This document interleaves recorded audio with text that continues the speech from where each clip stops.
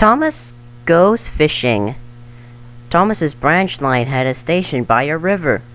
As he rumbled over the bridge, he would see people fishing. Sometimes they stood quietly by their lines.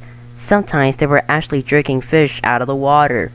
Thomas often wanted to stay and watch, but his driver said, "No, what would the fat controller say if we were late?" Thomas thought it would be lovely to stop by the river. "I should like to go fishing," he said to himself longingly. Every time he met another engine, he would say, "I want to fish." They all answered, "Engines don't go fishing." "Silly stick in the buds," he would snort impatiently. Thomas generally had to take in water at the station by the river. One day he stopped as usual, and his fireman put the pipe from the water tower in his tank. Then he turned the tap, but it was out of order, and no water came. "Bother," said Thomas, "I'm thirsty." "Never mind," said his driver, "we'll get some water from the river." They found a bucket and some rope and went to the bridge. Then the driver let the bucket down to the water.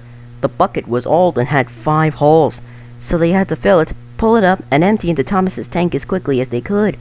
"There's a hole in my bucket, dear Lisa," sang the fireman. "Never mind about Lisa," said the driver. "You empty that bucket before you spill the water over me." They finished at last. That's good," puffed Thomas as he started, and Annie and Clarabelle ran happily behind. They puffed along the valley and were in the tunnel when Thomas began to feel a pain in his boiler, while steam hissed from his safety valve in an alarming way. "There's too much steam," said his driver, and his fireman opened the tap in the feed pipe to let more water into the boiler, but none came.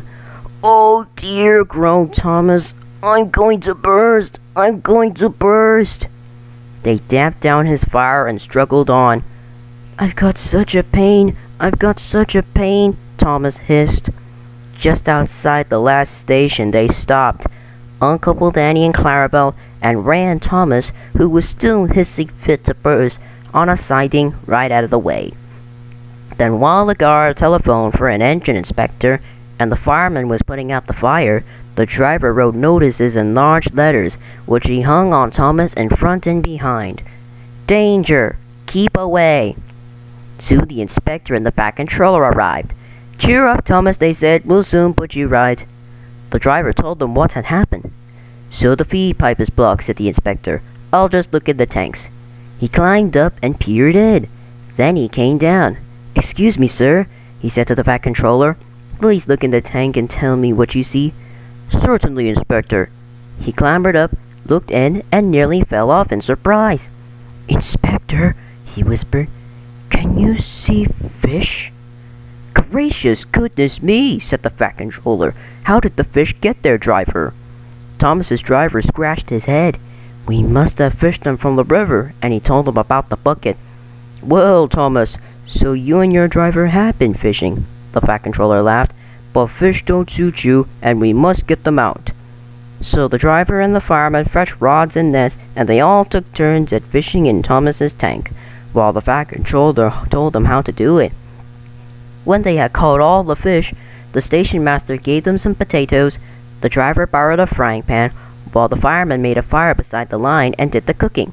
Then they all had a lovely picnic supper of fish and chips. "That was good," said the fat controller as he finished his share. "But fish don't suit you, Thomas, so you mustn't do it again." "No, sir, I won't," said Thomas sadly. "Engines don't go fishing. It's too uncomfortable."